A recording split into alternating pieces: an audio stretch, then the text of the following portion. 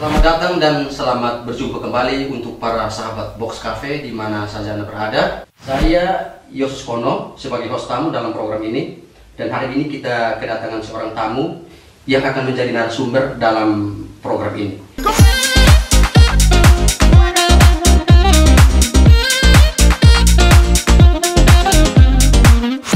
Saya Pater Charles Beraf, SPD, Pastor Paroki Roh Kudus Detukeli, Kevikepan ND, Keuskupan Agung ND.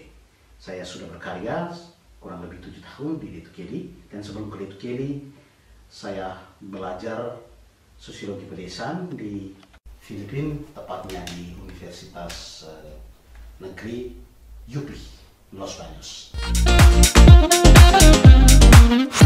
Oke, dalam konteks Detukeli sebagai, dalam kacamata orang berpikir bahwa Detukeli itu paroki yang terpelosok atau paroki termiskin, bagaimana Pater bisa bertahan atau bahkan berpikir untuk menemukan ide di Detukeli?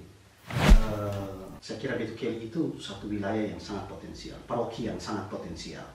Yang miskin barangkali itu eksplorasinya, penggalian atas potensi-potensi yang ada atau yang dimiliki oleh masyarakat di sana. Jadi bertolak dari kehidupan masyarakat, kita bisa membangun satu kekuatan baru, kekuatan besar dari paroki dimaksud. Jadi untuk mendulang itu potensi-potensi yang ada dalam masyarakat itu, kira-kira program apa yang dibuat oleh paroki atau bahkan Pater berpikir untuk membuat apa supaya potensi itu bisa dikembangkan? Ya, 99% umat saya di Detukeli adalah petani, ya, sekian persen adalah peternak, dan saya kira program-program pastoral itu mesti berbasis pada konteks hidup mereka sebagai petani, sebagai peternak. Dan karena itu kurang lebih 7 tahun ini kita selalu membuat kebijakan-kebijakan pastoral, program-program yang berkaitan dengan kehidupan para petani. Program itu dilanjutkan atau bahwa setelah Pater sudah di Detukeli baru dibuat, atau memang itu kelanjutan dari apa istilah pastor sebelumnya?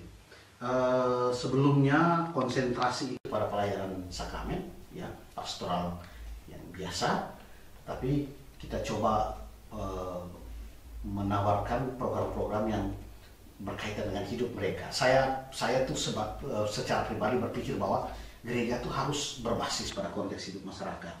Jadi pertanyaan paling pokok itu, Kristus macam mana mau diwartakan di Detukeli?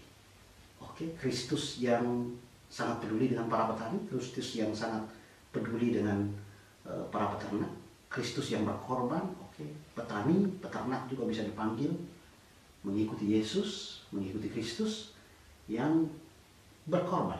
Sekarang yang kita kembangkan terakhir itu agrowisata dengan agroliterasi.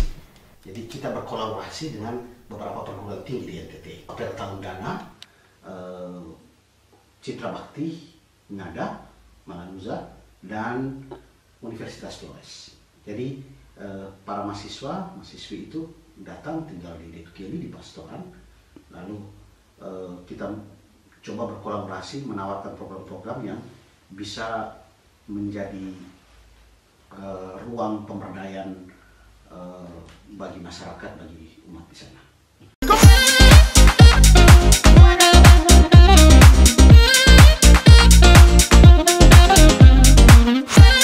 Halo, perkenalkan saya Maria Fatima Sada, Sapaan Fatima. Saya perwakilan dari mahasiswa Universitas Nusa Cendana, Fakultas Pertanian. Jadi saya juga ada beberapa teman dari 2 program studi, yaitu agribisnis dan agroteknologi.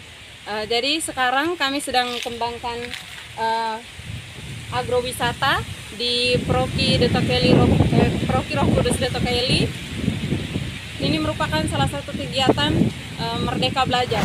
Pater sebagai seorang pastor SPD, Ya. apakah itu menjadi spirit dari pendiri atau menjadi spirit dari SPD sendiri itu untuk bisa membuat program-program seperti itu dalam kehidupan konteks umat? Ya, Arnold Jansen bilang gereja tuh hanya bisa bertumbuh kuat kalau para misionaris yang bekerja untuk membangun gereja, membangun kerajaan Allah itu masuk melalui pintu budaya. Jadi masuk melalui konteks hidup umat, konteks hidup masyarakat. Gereja akan berakar kuat dan bertumbuh kuat kalau gereja bekerja, berkarya dalam hal ini para gembala, hierarki, top down, gereja tidak akan kuat. Tapi mesti berbasis dari konteks hidup masyarakat. Oke, baik. Setahu saya bahwa budaya dalam kebudayaan orang Liu itu sangat kuat. Ya. Oke, bagaimana Pater itu waktu itu istilah bahwa dari sisi gereja itu bagaimana berkolaborasi dengan kehidupan umat yang katanya sulit untuk misalnya mau kerja seperti ini harus buat sekian, apakah itu ada tantangan atau apakah ada hambatan dari umat yang bisa tidak mendukung program-program itu, atau selama ini umat menerima program yang ditawarkan oleh Pater pada umat misalnya untuk kehidupan pertanian, peternakan semua? Tantangan ada, tetapi proses pastoral, proses berteologi, ya, membangun kerajaan Allah di sana itu bisa dilalui secara triadik. Jadi pertama going in, masuk ke dalam, lihat konteks sosial masyarakat, lalu kemudian coming back itu sebagai refleksi, melihat apa yang bisa ditawarkan sesuai dengan konteks itu.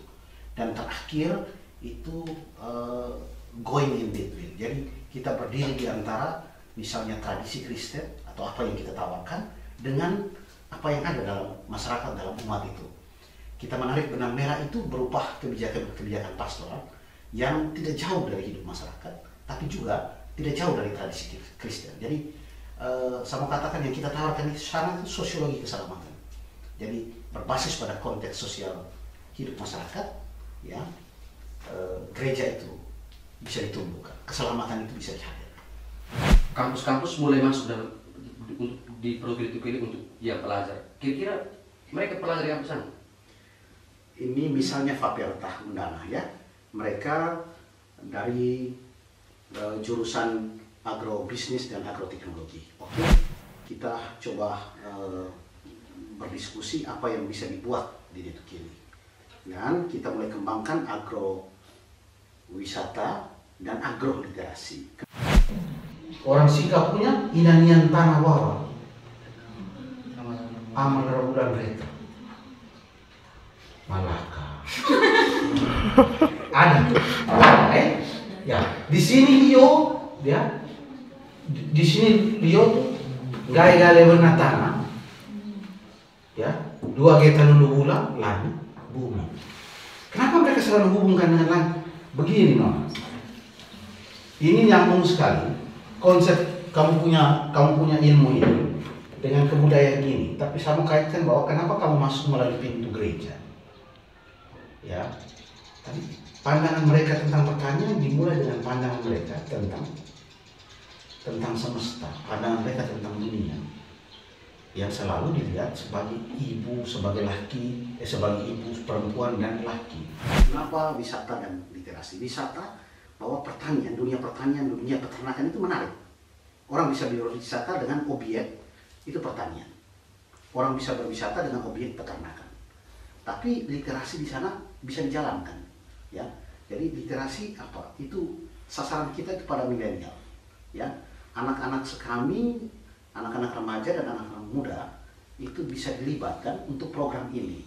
Jadi kita tidak hanya menyapa mereka atau meminta mereka untuk baca kitab suci misalnya, tetapi kita mengintegrasikan teks-teks biblis, ya, pesan-pesan kitab suci, pesan-pesan biblis Injil itu ke dalam program-program misalnya pertanian, ya. Untuk para milenial ini kesempatan beramal, kesempatan emas. Mereka belajar untuk mengejar Paskah melalui pengorbanan, melalui keringat. Jadi bukan hanya tanah dari atas dikasih, diberi, tetapi mereka berjuang dengan daya kemampuan mereka untuk menggapai Paskah. Baik, terima kasih Pater. Dari Studio Box Cafe kami mengucapkan terima kasih banyak. Yang pertama kepada Pater sudah kasih menjadi sudah, dan juga kepada para sahabat Box Cafe di mana saja berada.